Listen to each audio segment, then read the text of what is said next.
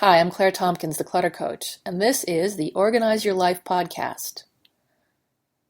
I am passionate about organizing because it makes my clients' lives so much easier, more relaxed, and with more time to spend the way they want to. That's what organizing is all about, not about being neat or having the right containers. It's about getting more time for what matters to you. My specialty is chunking down this big topic so it's not overwhelming. That's the concept behind my book, 5 Minutes to a Relaxing Bedroom.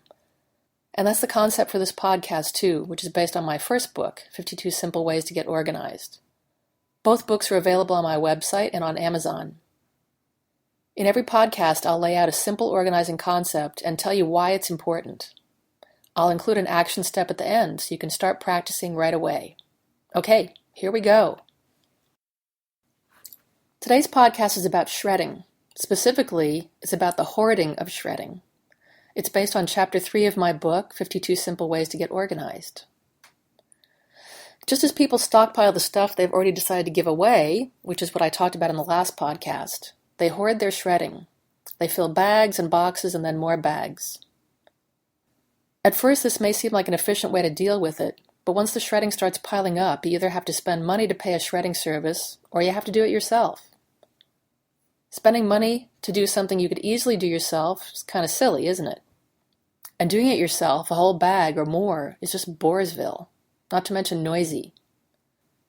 The only time I've recommended saving up shredding is if you have a 7-year-old who finds the action and noise of the shredder intoxicating, and feeding that monster to be a really fun way to spend time.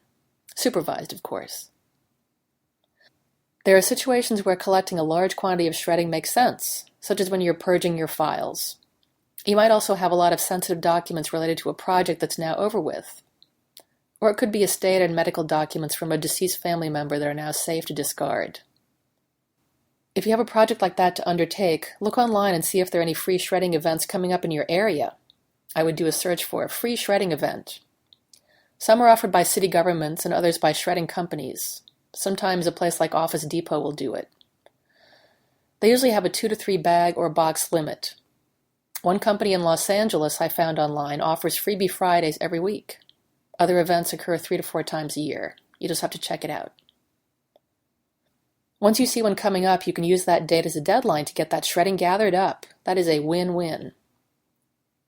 For the daily sensitive material you encounter, though, use your shredder on the spot.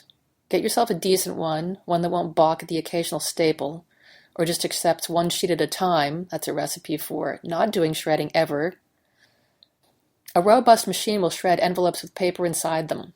That means you don't waste time opening envelopes and unfolding sheets you already know you want to shred, even though the envelope doesn't need shredding.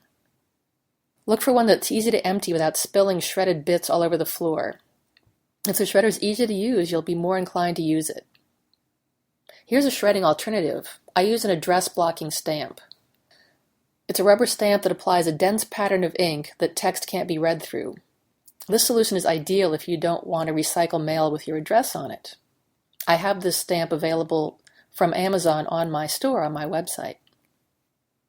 So instead of taking the time to tear off covers of magazines and catalogs, you can just roll the stamp over the address and recycle it without worrying. Another alternative to shredding is to stop getting so much paper to begin with. Get your bills online and pay them online, either on the company's website or your bank's website. Although we keep hearing about consumers' passwords at company websites being hacked, it's still more common to be a victim of identity theft via paper. What do you need to shred? Anything with an account number or social security number, medical or legal documents, anything you've signed, and credit card or loan offers. That's the basic list. Many of my clients shred everything with their name and address on it. You'll need to weigh the value of that by asking some questions. Are you on a street with a lot of foot traffic that might disguise thieves from stealing your recycling? Are neighbors home during the day who keep an eye out on the street? How secure are your garbage and recycling cans? Are they out in the open or behind a locked gate? Do other people besides your family members have access to your trash and recycling inside your home? Surprisingly, I read online that that is a very common cause of identity theft, inside your own home. Whatever you decide, make shredding a regular part of dealing with paper.